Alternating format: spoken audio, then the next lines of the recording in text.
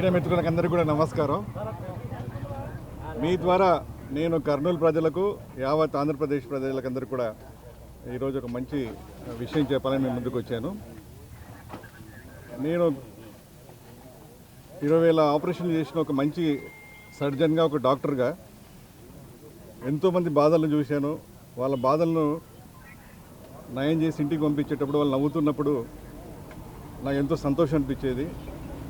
అదేవిధంగా కర్నూలు ప్రాంతంలో వలసలు చూశాను, ఆత్మహత్యలు చూశాను. అవి చూసిన తర్వాత మరి నేను ఒక డాక్టర్గా కాకుండా ఒక రాజకీయ నాయకుడిగా ముందుకు రావాలని చెప్పేసి ప్రయత్నం చేసి ఒక ఎంపీ అయ్యాను. నేను ఎన్నో ఆశయాలు, ఎన్నో హామీలు ఇచ్చి ప్రజలకు మీకు ఇది చేస్తాను, అది చేస్తానని చెప్పేసి ఎంపీ అయ్యాను. అయిన తర్వాత నేను విశ్వ ప్రయత్నం చేశాను. వారికి మంచి సదుపాయాలు కల్పించాలని చెప్పి, మా ప్రాంతంలో వలసలు ఆపాలని చెప్పి, మా రైతులకు నీళ్ళు ఇవ్వాలని, నా అభ్యర్థనలను కూడా ఒక అరణ్య రోదనలాగా అయిపోయింది. నాకు కంఠశోష తప్ప ప్రతిఫలం ఏమీ దక్కలేదు. నేను కేంద్ర ప్రభుత్వం నుంచి కొన్ని నిధులు తీసుకొచ్చి కొన్ని అభివృద్ధి కార్యక్రమాలు చేశాను. అవి మాత్రమే నా క్రెడిట్కు మిగిలిపోతున్నాయి. ఇంకో రెండో విషయం, వైసీపీ పార్టీ వాళ్ళు ఉత్తుత్తి సామాజిక న్యాయం ప్రదర్శిస్తూ ఉన్నారు. బీసీలు, ఎస్సీలు, ఎస్టీలు, మైనారిటీలు వీళ్ళకందరికీ కూడా మేము అధికారాలు ఇస్తూ ఉంటున్నారు. కానీ నేను స్వయంగా ఉండి ఒక మేధావిగా నేను గ్రహించింది ఏంటంటే, అక్కడ పదవులు ఉంటాయి, అధికారాలు ఉండవు. మన దగ్గరికి ఒక 10 మంది అభ్యర్థులను తీసుకొని గ్రీవెన్సెస్ తీసుకొని వస్తారు. 10 మందిలో కనీసం ఒకరికో ఇద్దరికి మనం న్యాయం చేయగలిగితే ఈ ఎంపీ పదవికి కానీ, ఎమ్మెల్యే పదవికి కానీ న్యాయం జరిగినట్టు ఉంటుంది. అలా కాకుండా ఏదో ఉత్సవ విగ్రహాలాగా ఉండాలి, మీరు కేవలం ప్రోటోకాల్ పాటించాలి, ఇదే విధంగా జీవిత విధానం అన్నది నాకు నచ్చలేదు. నేను విశ్వ ప్రయత్నం చేసినా కూడా రాష్ట్ర ప్రభుత్వం నుంచి అతి తక్కువ అభివృద్ధి కార్యక్రమాలు చేసుకోగలిగాను. కాబట్టి ఇంక నేను అక్కడ చేయలేను. అభివృద్ధి లేకపోతే ప్రజలకు పురోగతి ఉండదు, ఆ ప్రాంతం అభివృద్ధి కాదనే ఉద్దేశంతో నేను టీడీపీలోకి వచ్చాను. గౌరవ చంద్రబాబు నాయుడు గారు, లోకేష్ గారి ఆధ్వర్యంలో ఇప్పుడు పొత్తుకు వెళ్తున్నారు. పొత్తు ఒక మంచి అభివృద్ధికి చిహ్నం అనుకుంటున్నాను నేను.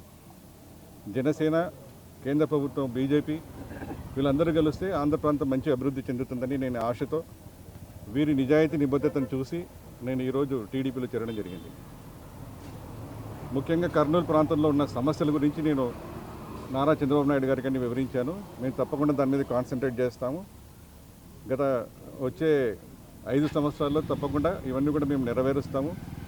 నీళ్ళ విషయం కానివ్వండి, వలసలు తగ్గించడానికి ప్రయత్నం కానివ్వండి, ఉపాధి అవకాశాలు, సంపద సృష్టి, ఇవన్నీ కూడా మేము తప్పకుండా నెరవేరుస్తామని చెప్పి గౌరవ చంద్రబాబు నాయుడు గారు మాకు హామీ ఇచ్చారు.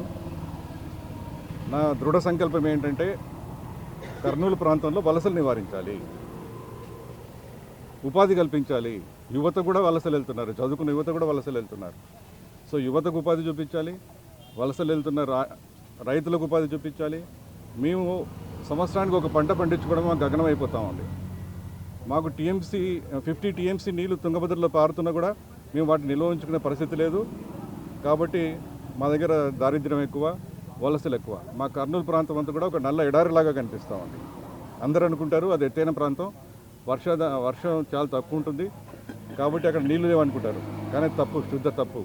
మాకు 50 టీఎంసీల నీరు మా ప్రాంతంలో పారుతుంది తుంగభద్ర నదిలో. కోడుమూరులో పెద్ద పెద్ద మహానుభావులు అక్కడ రాజ్యం వెళ్ళినారు, కానీ ఇంతవరకు కూడా తాగే నీళ్లు లేవు. నేను పులకర్తి లిఫ్ట్ ఇరిగేషన్ స్కీమ్ అంతా డిపిఆర్ తయారు చేసేసి ముఖ్యమంత్రి గారికి హ్యాండ్ ఓవర్ చేసి రెడీ టు జీవో కూడా రిలీజ్ అయింది, కానీ పనులు లేవు.